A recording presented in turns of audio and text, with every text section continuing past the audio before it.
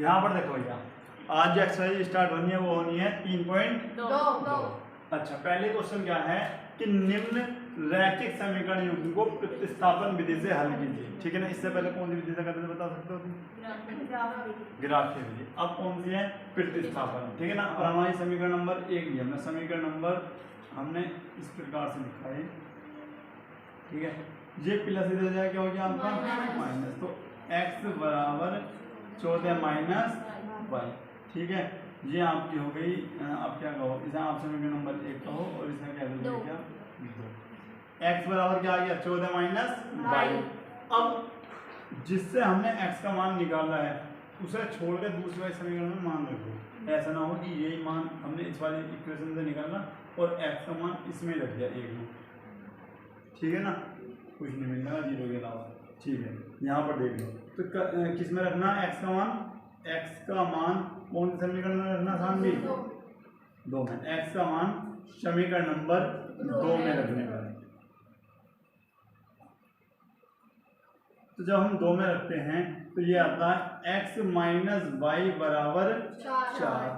अच्छा, x के स्थान पे क्या रखेंगे 14 माइनस वाई बराबर 4। अच्छा भैया, माइनस माइनस क्या हो जाएंगे प्लस, लेकिन चिन्ह क्या आता है माइनस का।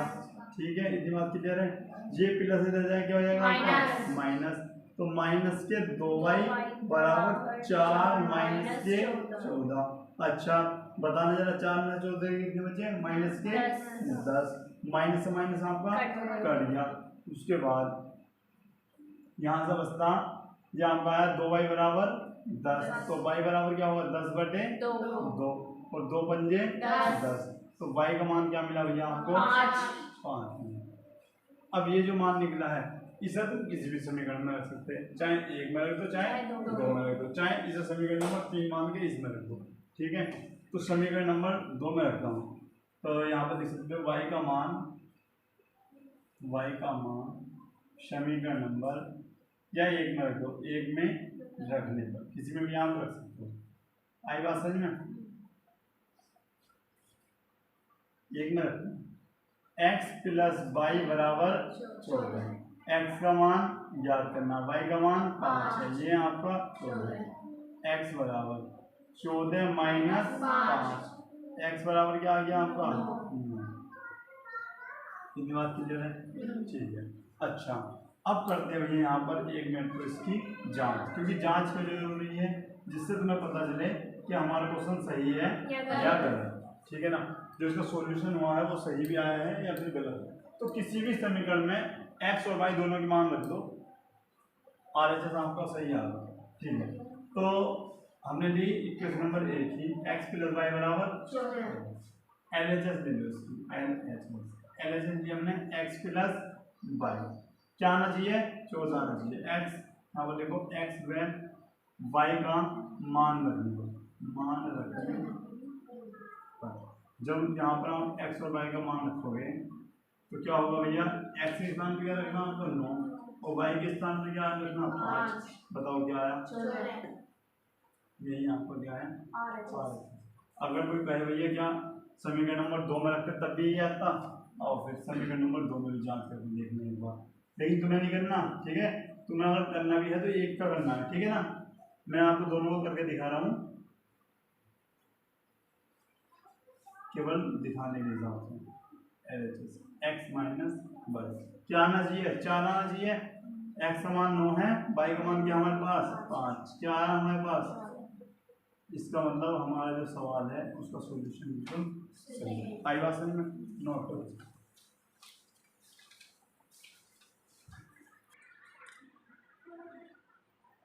यहाँ पर देखो सेकंड क्वेश्चन क्या है।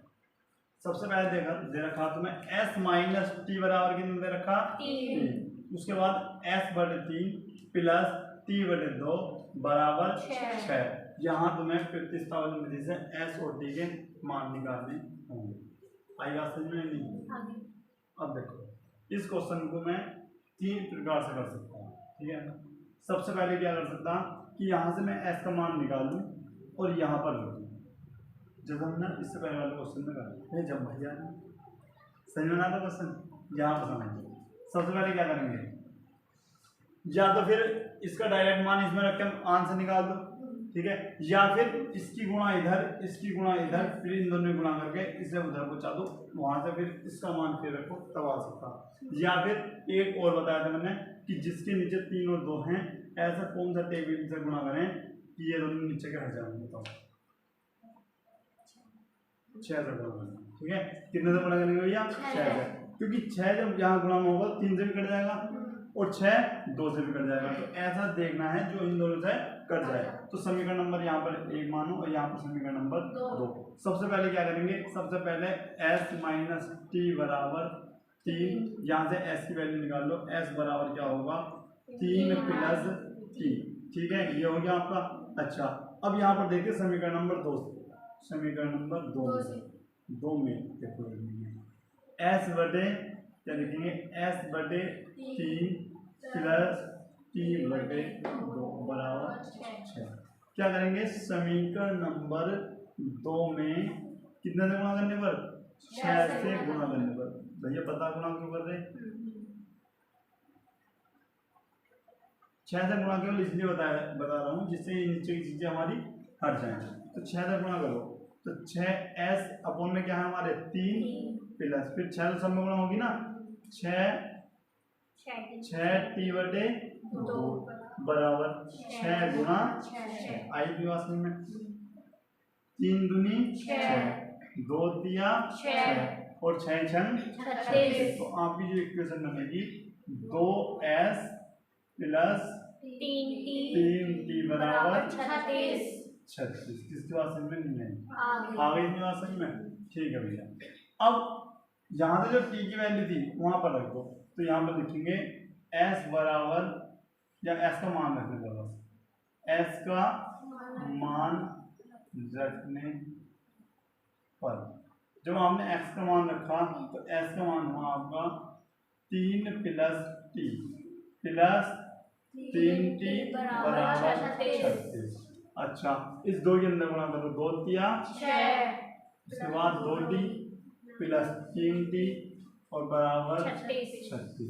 ये प्लस का है तो उधर जाकर क्या हो जाएगा माइनस, और ये दोनों क्या हो जाएंगे आपके ठीक है। तो 36 माइनस 6, 5t बराबर कितना जाएगा 30, तो t बराबर आ जाएगा 30 बटे 5, 5 छन 36। बहुत सुंदर बेटे, 5 छन 36 बता रहे हैं। t बराबर क्या होगा आपका 6 होगा, ठीक है। अच्छा, t का मान आपका ये आ गया है। अब करेंगे क्या, t का मान समीकरण नंबर 1 में रख दो, t का मान समीकरण नंबर 1 में हम यहाँ पर रख देते हैं।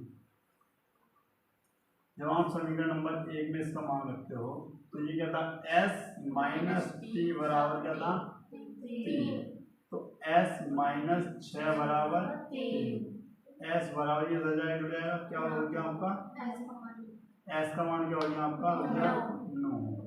और बात अगर हम करें किसकी जांच की तो उसे भी आप करके देख सकते हैं। क्या होगा भैया, s माइनस टी बराबर 3 आना चाहिए, s का मान कितना है 9, उसका मान क्या है 6। अब 9 में से 6 यहाँ पर देखो, 9 माइनस 6 बराबर कितना आ रहा 3। इसका मतलब हमारा सॉल्यूशन क्या है, सही है, ठीक है ना। अब देखते हैं भैया नेक्स्ट क्वेश्चन में आपका क्या रहा, ये दिखा दो। देखो ये इन सवालों को देखते हैं। ये सवाल तुम्हारा एक बार बोर्ड एग्जाम में आया था, ठीक है ना। इसमें क्या होगा, x और y दोनों का मान 0 हो जाएगा अपने यहाँ पे।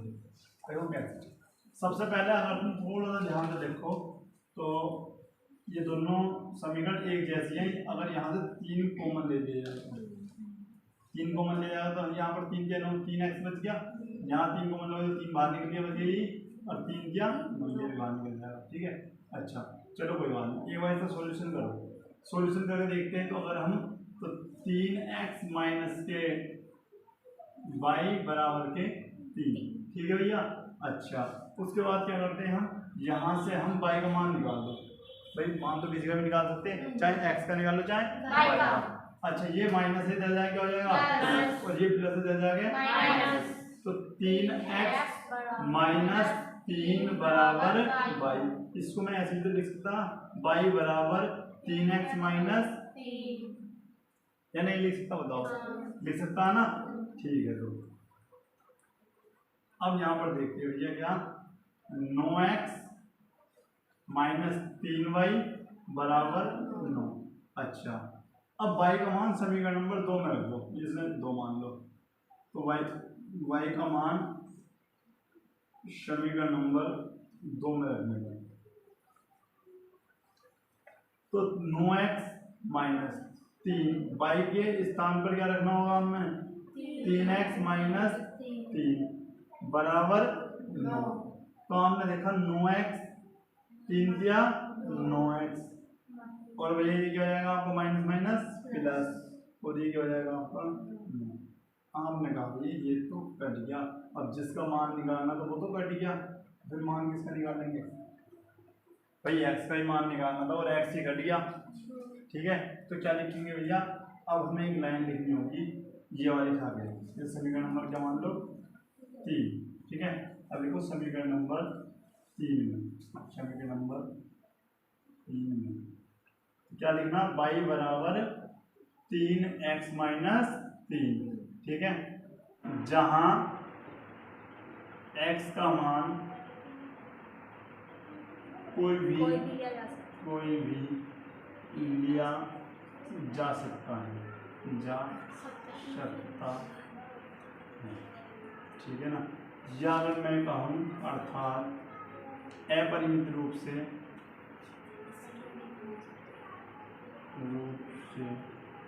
अनेक हल हो सकते हैं, अनेक हल हो सकते हैं। भाई x का मान एक बार 0 रखना, तो क्या होगा तुम्हारा? ये 0 माइनस 3 हो जाएगा। ठीक है, 1 रखोगे तो 3 ही करा 3 और माइनस 3 0 हो जाएगा। 2 रखोगे 6 माइनस 3। इसी प्रकार से x का मान कुछ भी लिया जा सकता है, और जितनी बार तुम x का मान बदलोगे उतने ही बार y का मान क्या होगा? अलग अलग होगा। तो इसलिए कहा है अपरिमित रूप से अनेक हल होंगे। आई बात समझ में? दूसरी बात, अच्छा किसी को ये पता है अपरिमित रूप से अनेक हल हो क्यों रहे हैं? तुमने ध्यान नहीं दिया। इसका मतलब यहाँ ऊपर वाले समीकरण से a1 का मान निकालना, b1 का मान निकालना -1, और c1 का क्या होगा तुम्हारा? -3। क्यों इधर जाएगा ना, इधर बुलाओगे बराबर में 0 रखोगे। अच्छा, a2 का मान क्या है? 9। ये करना नहीं है, केवल बता रहा हूँ मैं। अच्छा, और c2 का मान क्या लिखोगे? -9। तो तुमने देखा भैया a1 अपॉन a2 बराबर 3/11 आपका 9। अच्छा, b1 अपॉन b2 क्या आ रहा है? -1/3। ठीक, और c1 अपॉन c2 क्या आ रहा है आपका? -3/9। आपने देखा यहाँ पे भी 1/3, यहाँ पे भी 1/3, और यहाँ पे भी 1/3, यानी 1/3/1/3 बराबर 1/3। इसका मतलब क्या हो गया भैया? इसका मतलब तुम्हारा एक बन गया a1 upon a2, b1 upon b2 और c1 अपॉन c2। और ये कंडीशन किसमें थी भैया? संपाती रेखाएं में। और जब संपाती रेखाएं क्या कहती थी? जब इस कंडीशन पर होगा तो कैसे होंगी? संगत होंगी और अपरिमित रूप से अनेक हल होंगे। तो कैसी रेखा थी भैया? ये संपाती, इसलिए इसके अनेक हल हो रहे हैं। आई बात समझ में? तो इसे नोट नहीं करना, एकदम नोट नहीं करना, लेकिन मैंने तुम्हें समझा दिया। ठीक है, नोट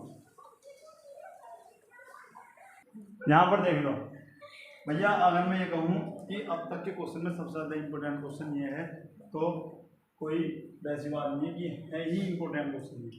अब तक जितने क्वेश्चन करे ना प्रतिस्थापन के, सबसे इम्पोर्टेंट क्वेश्चन यही है, और बहुत बार ये एग्जाम में पूछा भी।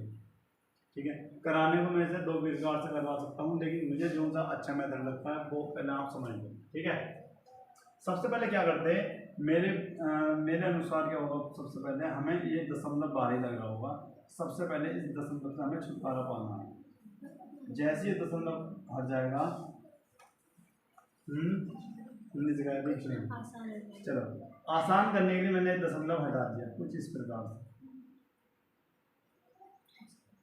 ठीक है, और तुम्हें अच्छे से पता है जिसके नीचे हर सेम होते हैं उन्हें हम ऊपर वालों को कुछ इस प्रकार की नोट कर लेते हैं। ठीक है, और ये आपका आ गया। पहले चलो इस प्रकार समझो, ये बात समझ में आई या नहीं? कुछ कहेंगे ये ऐसे क्यों लिखा? देखो 0 आगे हो या ना हो सब मतलब नहीं। ठीक है। अच्छा, अब बताया था जब भिन्नों का योग पढ़ाया होगा तो मैं सर 4-5 में, तो बताया था जब हर सेम हो तो भैया नीचे वालों को ऐसे लिख देते हैं, ऊपर वालों को हम इस प्रकार से जोड़ देते हैं। ये बात समझ में आई या नहीं? अब कहोगे 10 से 10 काट दो तो 2x प्लस 3y बराबर 13। अब कहोगे भैया डर हमारा खत्म हो गया, अब आ गया सही।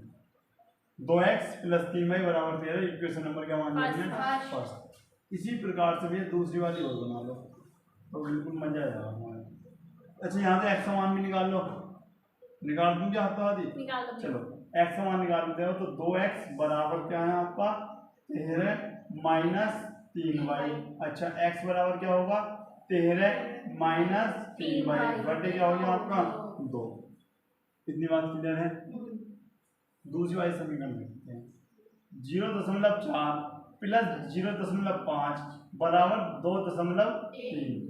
एक है बाबू, 3 है, ठीक है। इसे हटाओ, ये आपका आ गया 0, इसे हटाओ, ये भी क्या हो गया 10। इस प्रकार से आपका 10 बन जाएगा, ठीक है। अच्छा, यहाँ पर x छूट गया और यहाँ पर y छूट गया, ध्यान नहीं दिया आपने, ठीक है। आपका आ गया 4x बटे 10 प्लस 5y बटे 10 बराबर 23 बटे 10। अच्छा भैया 10 हमने एलसीएम लिया तो 4x प्लस 5y बराबर 23 बटे 10। 10 से 10 आपका कट गया तो 4x प्लस 5y बराबर 23 इक्वेशन नंबर 7। कितनी बात समझ में आई है? आगे समझ में कोई दिक्कत हो तो बताओ, ठीक। अब x का मान तुम्हारे पास है, क्या है भैया ये है x का मान समीकरण नंबर 2 में रखो, तो लिखते हैं x का मान समीकरण नंबर 2 में रखो। और जब आप 2 में रखते हो तो ये आपको मिलता है 4 और यहाँ पर थोड़ी जगह छोड़ते 5y बराबर 23। तो भाई यहाँ पर क्या लिखना होगा 13 माइनस 3y बटे 2। इस 2 से कितनी बार गया भैया 2 बार। तो आपका क्या बन गया ये गुणा करो 13 दूनी 26 माइनस 2 तिया 6y। अच्छा, प्लस में क्या है आपका 5y तो बराबर में क्या है 23। कितनी बात क्लियर है? ठीक है।